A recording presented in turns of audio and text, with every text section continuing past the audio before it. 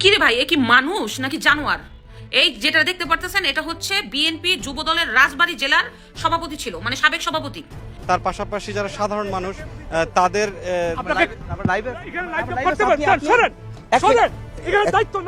জন্মের পর থেকে একটা মৌলিক স্লোগান ছিল যে আল্লাহর আইন চাই, সৎ লোকের শাসন চাই। এখন যখন ক্ষমতায় যাওয়ার মতো অবস্থা তৈরি হয়েছে তখন তারা আল্লাহর আইন থেকে সরে গেলেন।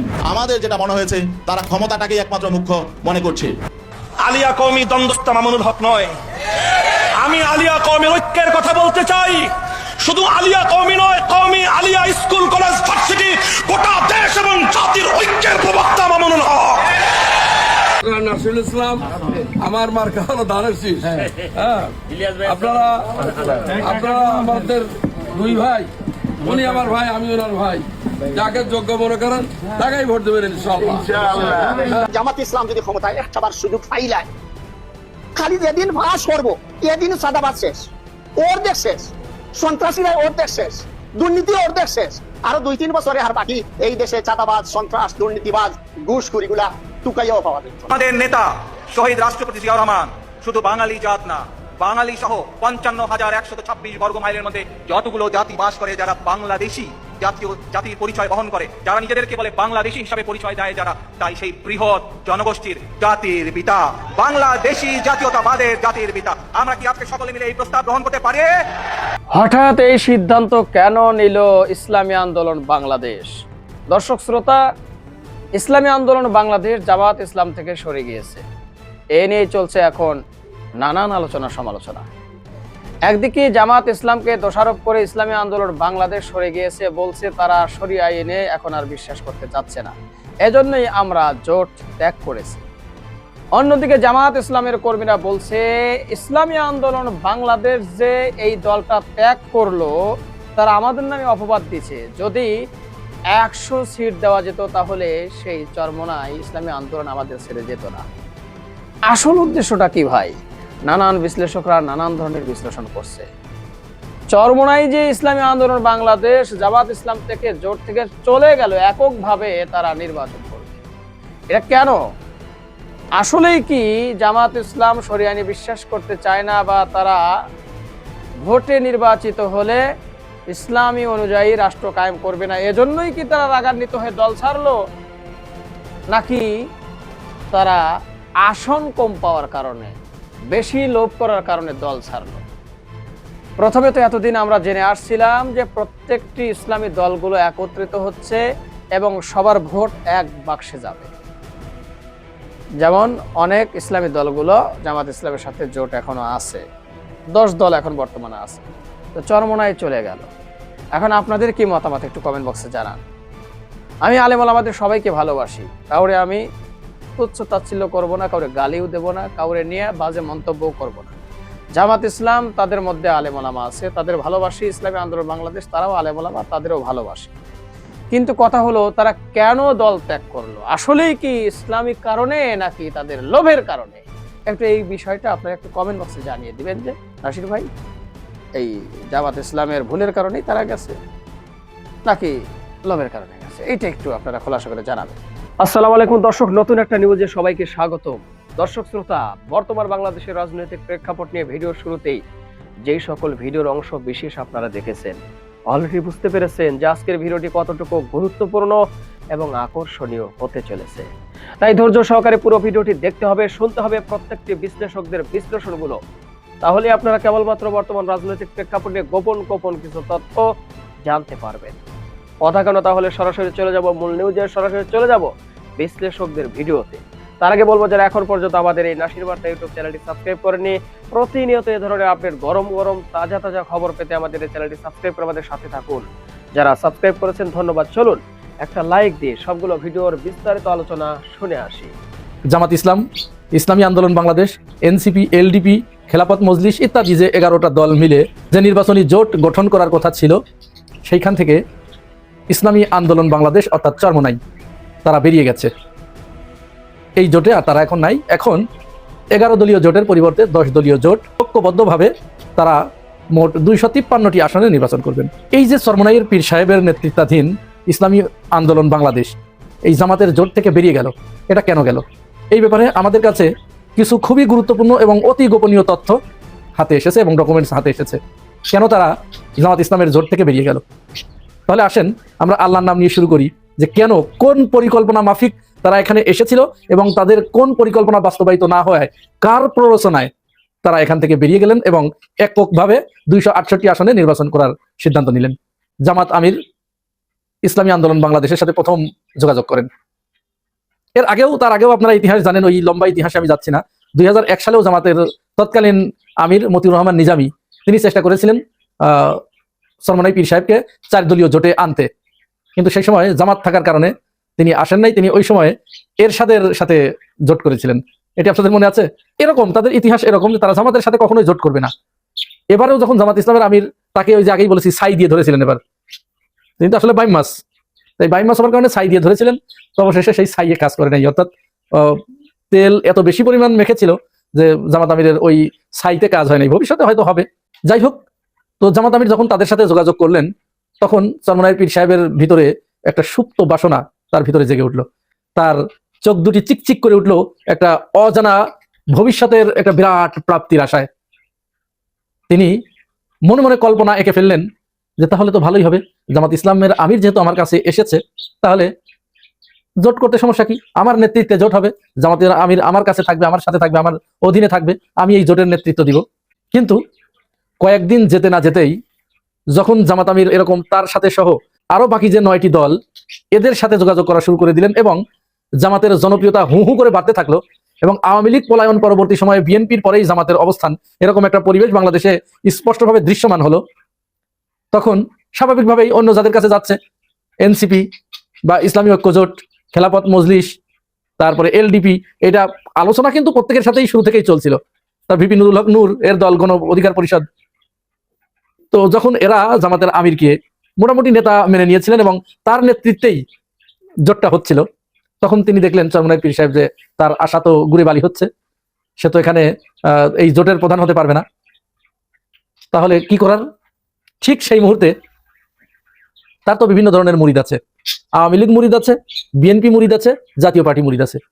এখন বিএনপির লোকজন যখন দেখলো যে জামাতের সাথে যদি ইসলামী আন্দোলন মিলে যায় এই চরমনাই পীর সাহেব, তাহলে তো মুশকিল হয়ে যাবে, তাদের অনেকটা জয় নিশ্চিত হয়ে যাবে, তখন তার যে অর্থাৎ চরমনাই পীর সাহেবের যে বিএনপি পন্থী মুরিদ, তিনি ছুটে গেলেন চরমনাই পীর সাহেবের দরবারে। দেখুন ভিডিওটি, আমি কথা না বলে প্রমাণ দিচ্ছি, যে প্রমাণটি দেখুন সেখানে গিয়ে কি হলো।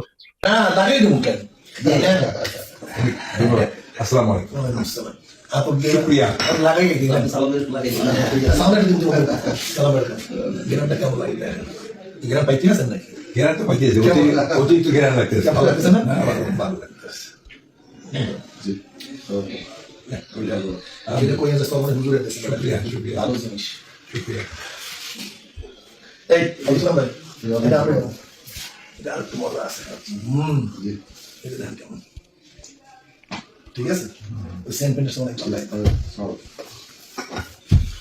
আমার খুব ভালো লাগে। তো তার এই বিএনপি পন্থী মুরিদের প্ররোচনায় তিনি অস্থির হয়ে গেলেন, গলে গেলেন, বিগলিত হয়ে গেলেন। মুরিদ সাহেব তাকে বলে দিলেন যে আপনি একা নির্বাচন করেন, আপনার অন্তত 150 আসনে জয়লাভ করার সম্ভাবনা আছে, আপনি জামাতের সাথে কেন যাবেন? জামাতের সাথে কি আপনার যাওয়া সাজে? জামাতের নেতৃত্ব কেন আপনি মানতে যাবেন?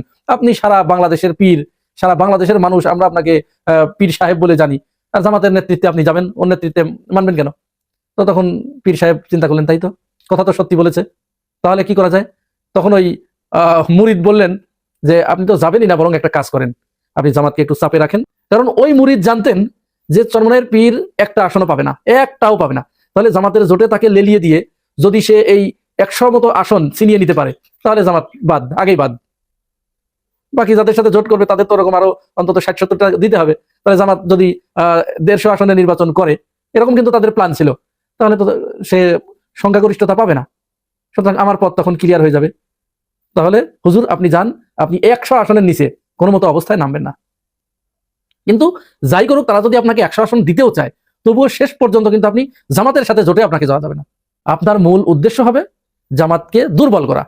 চরমনাই জামাত জোট ছেড়ে গিয়েছে, বাট জামাত ইসলামী দল হিসাবে অফিসিয়ালি চরমনাইকে আগের মতো আর ছাড় দিবে না, দিল না।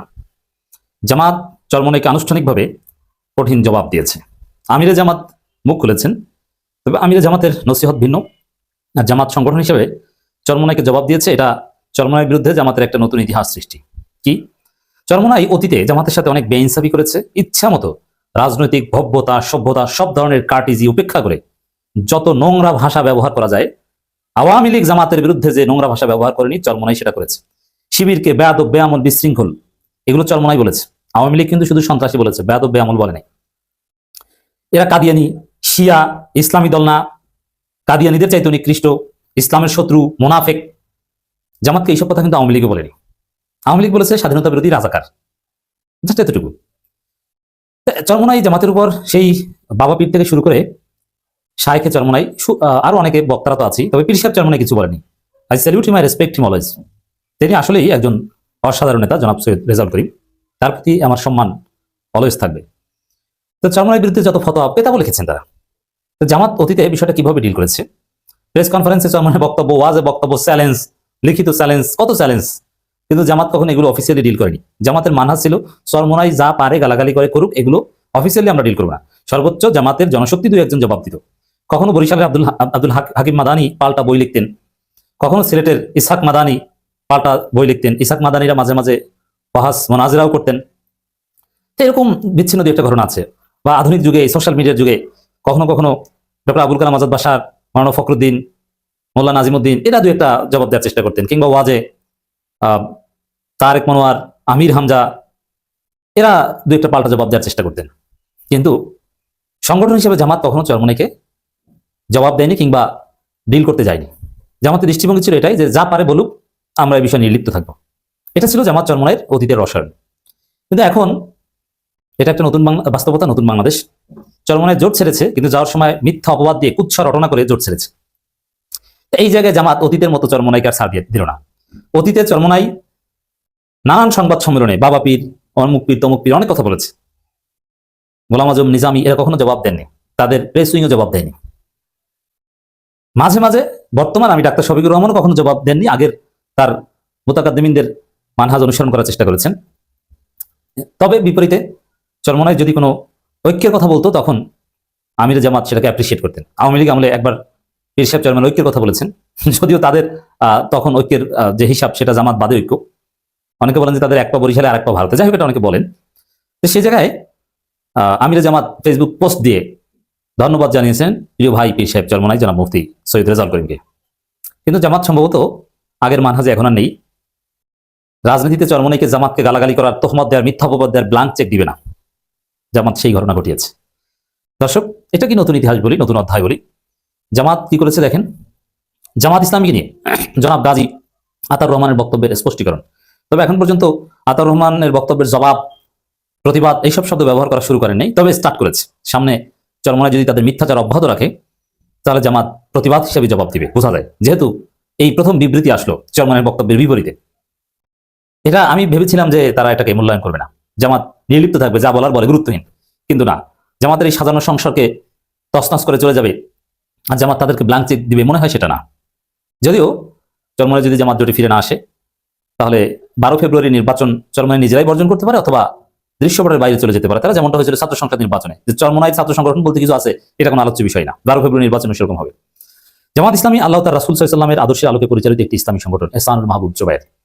বাংলাদেশ জামাত ইসলামী সহকারী সেক্রেটারি জেনারেল এবং কেন্দ্রীয় প্রচার ও মিডিয়া বিভাগের প্রধান অ্যাডভোকেট এহসানুল মাহবুব জুবায়ের 16 জানুয়ারি প্রদত্ত এক বিবৃতিতে বলেন, আজ জুমাবার বিকালে ইসলামী আন্দোলন বাংলাদেশ আয়োজিত সংবাদ সম্মেলনে সংগঠনটির মুখপাত্র এবং যুগ্ম মহাসচিব জনাব গাজী আতাউর রহমান সম্প্রতি খ্রিস্টান সম্প্রদায়ের একটি সংগঠনের দায়িত্বশীল নেত্রী বরাদ দিয়ে যে বক্তব্য দিয়েছেন তা সঠিক নয়।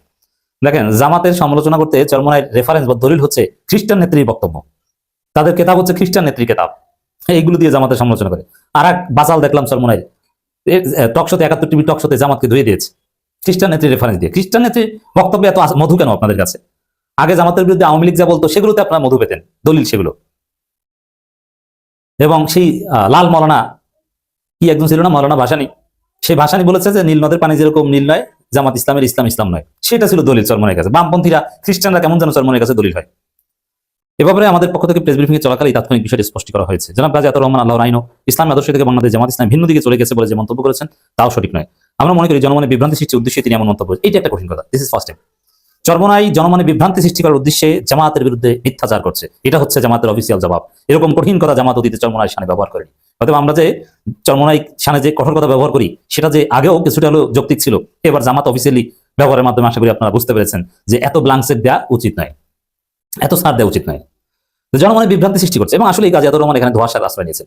এমনকি এহসান মাহমুদ জুবাইরের বক্তব্যের কথাও বলেছেন আতাউর রহমান সাহেব, বলছেন যে তিনি ব্যাখ্যা দিয়েছেন, কি বলেছেন কি এগুলো আমরা বাংলা কথা আমরা তো বুঝি, মানে তিনি কিন্তু জুবাইর সাহেবের বক্তব্যে সন্তুষ্ট কিনা বা ব্যাখ্যা গ্রহণ করেছেন কিনা বলেন, এটা গোজামিলের আশ্রয় নিয়েছেন। বাংলাদেশ জামাত ইসলামী আল্লাহ রাসূল সাল্লাল্লাহু আলাইহি ওয়াসাল্লামের আদর্শে আলোকে পরিচালিত একটি ইসলামী সংগঠন। জনাব কাজী আতাউর রহমান আরেক অভিযোগের প্রেক্ষিতে অ্যাডভোকেট জুবাইর বলেন, বাংলাদেশ জামাত ইসলামী সবসময় রাজনৈতিক শিষ্টাচার বজায় রেখে পারস্পরিক সম্মান ও শ্রদ্ধার ভিত্তিতে সকল রাজনৈতিক দলের সঙ্গে আচরণ করে থাকে। কারোর সঙ্গে রাজনৈতিক শিষ্টাচার পরিবর্তিত আচরণ আমরা করি না। আমিরে জামাতের বিরুদ্ধে এরা সেন্স অফ হিউমার বুঝে না। আমিরে জামাত মজা করে পীর সাহেব চরমোনাইকে বলেছিলেন, ভাই দেখেন প্রথম আলো জরিপ করেছে, সেখানে আপনাদের ভোট 0.01%। অথচ প্রথম আলোর জরিপের বিরুদ্ধে পুরো জামাত শিবির সমাজ ঝাঁপিয়ে পড়েছিল। ওটা মজা করে বলেছেন, আর ওইটা দেখে পীর সাহেব চরমোনাই বলেছেন, আমাকে এই জরিপ দিয়ে খোঁচা দিল, এই জামাত এর লক্ষণ ভালো দেখছি না। তো বুঝতে পারছেন, মজা করাটাও বুঝে না। আর প্রথম আলোর জরিপ কি জামাতের কাছে কখনো দলিল? অন্য জরিপ জামাতের কাছে দলিল, কিন্তু প্রথম আলোর জরিপ না। তো ওটা নিয়ে মজা করেছে। তো এই প্রথম যা ইচ্ছা তা বলবেন সংবাদ সম্মেলনে, আর জামাত চুপ করে বসে থাকবে সেটা না, জামাত জবাব দিয়েছে। দর্শক, আমিরে জামাত নিজেও চলমান পরিস্থিতিতে মুখ খুলেছেন, ফেসবুক পোস্ট দিয়েছেন। তিনি লিখেছেন, ধৈর্যের পরীক্ষা সবচেয়ে বড় পরীক্ষা। আল্লাহ রাব্বুল আলামিন সবাইকে ধৈর্য ধারণের তৌফিক দান করুন, আমিন। অন্যের প্রতি সম্মান প্রদর্শন করুন, তাহলে আল্লাহ তাআলা আপনার সম্মান বাড়িয়ে দেবেন ইনশাআল্লাহ। এবং চরমোনাই যে জামাতের বিরুদ্ধে অপবাদ দিচ্ছে, কুচ্ছা রটনা করছে, ওরকম কুচ্ছা রটনা না করে ধৈর্য ধারণ করেন। দর্শক, আশা করি সবগুলো ভিডিও দেখেছেন এবং বিশ্লেষকদের বিশ্লেষণগুলো মনোযোগ সহকারে শুনেছেন। শোনার পরে কি জানলেন বুঝলেন, আপনাদের মূল্যবান মতামতটা ভিডিওর কমেন্ট বক্সে জানিয়ে দিন। আর হ্যাঁ, পারলে ভিডিওটি শেয়ার করুন। আর আমাদের এই চ্যানেলে এখনো যারা সাবস্ক্রাইব করেনি, প্রতিনিয়ত এই ধরনের আপডেট গরম গরম খবর পেতে আমাদের এই চ্যানেলটি সাবস্ক্রাইব করে আমাদের সাথে থাকুন। যারা সাবস্ক্রাইব করেছেন তাদের ধন্যবাদ জানিয়ে আজকের মতো এখানে বিদায় নিচ্ছি। দেখা হবে নতুন কোনো ভিডিওতে। সে পর্যন্ত সবাই ভালো থাকবেন, সুস্থ থাকবেন। আল্লাহ হাফেজ।